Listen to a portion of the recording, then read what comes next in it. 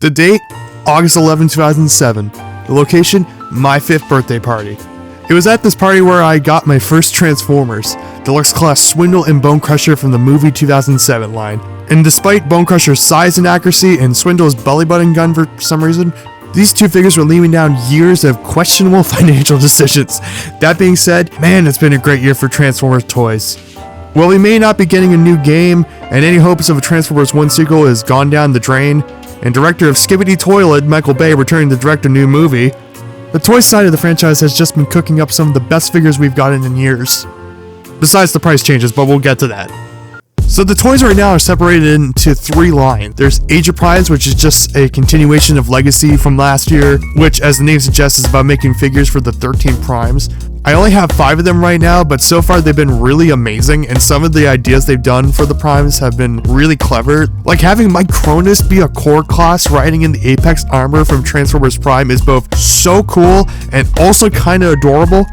This line also gave us a Solus Prime design that isn't that ugly a line continuity design. And we got a Megatronus figure based off that amazing Dreamwave design.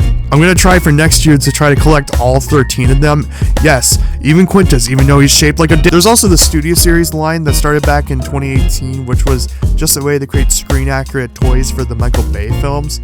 But for the last 3 to 4 years, they made figures for everything but the Michael Bay Transformers, and what I can only assume is some elaborate attempt to never have to make Skids and Mudflap. Now there's 2 sublines that go with Studio Series, one being Studio 86, which is basically just about the 86 movie, and with this year we got a new Megatron, which thank God is not the same goddamn mold we've been getting since Siege, and he looks really great next to Commander Optimus if I had him. There's also a subline for the War for Cybertron games that was called Gamer Edition, but I guess they learned that that was a stupid name. I didn't get much of that this year. I got Ironhide, but for some reason they decided to package him with the sniper rifle, which who picks the sniper rifle for Ironhide in that game? But I was able to get Ratchet from last year, and it's really cool seeing them together. Even though Ratchet's losing his arm and I'm way too lazy to find it. This year we got 2 combiners, first being Superion for Age of Primes. I was going to try to buy all of these in the stores, but then eventually I just caved in and bought Silverbolt and Air Raid on Hasbro Pulse. But it feels really good to own an entire combiner team, and also Vortex. And even though Superion is that frame combiner mold we got back in 2022 with Menasor, I think it pulls it off way better with Superion than Menasor. Generally, all the poses he can go into, he just looks so cool, and like he's probably one of my favorite figures of all time.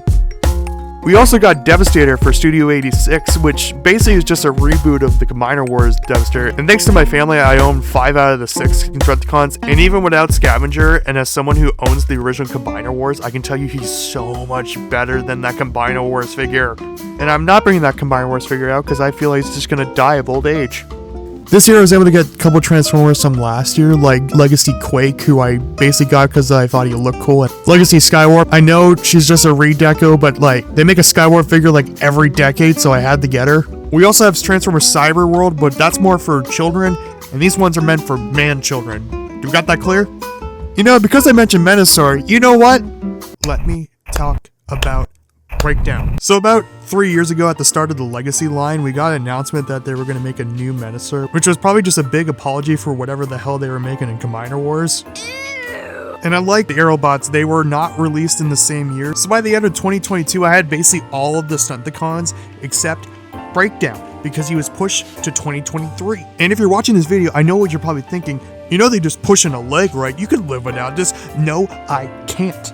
Okay, I need to have Breakdown. It's not a problem. Put down the phone. When he was supposed to come out in 2023, I looked around, couldn't find him. Sometimes here in Canada, we get it later. I decided, that's fine, and walk out of the Walmart. A year goes by, still no Breakdown. I think to myself, okay, I guess he's really late. I look online, completely sold out. Later that year, they released a Breakdown, but he's not Breakdown, he's the G2 Breakdown, and no one wants those ugly neon colors.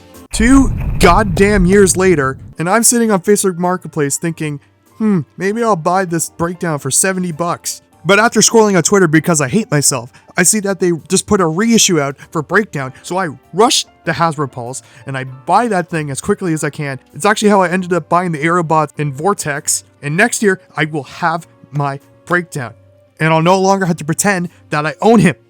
But then again, I look at the date and I realize to myself I might be getting the worst April Fool's joke played on me. Okay, we need to talk about the price changes this year.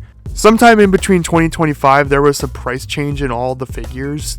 Voyager class costs about $10 more than they did at the start of the year.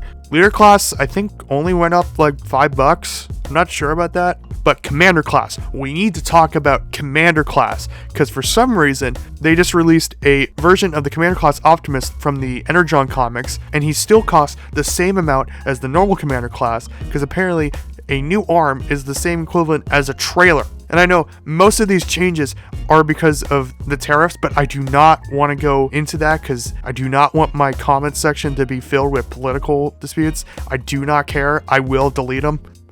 But it could be worse. I could be a LEGO fan. Oh, god damn it. And with all my questionable financial decisions brought forth into the light, I think I'm going to end the video here. It was really cool to make this video. I generally love this franchise and the figures they're putting out, and I'll probably do another one next year, because next year we're getting a new Bruticus, a new Soundwave who came out early, an actual Michael Bay character with Barricade from The Last Night, a new mold for the Seekers, the rest of the Primes. Holy shit, my wallet is screaming at me. But please consider subscribing so I can at least feel a little better about my financial choices. Alright, Happy New Year's everyone.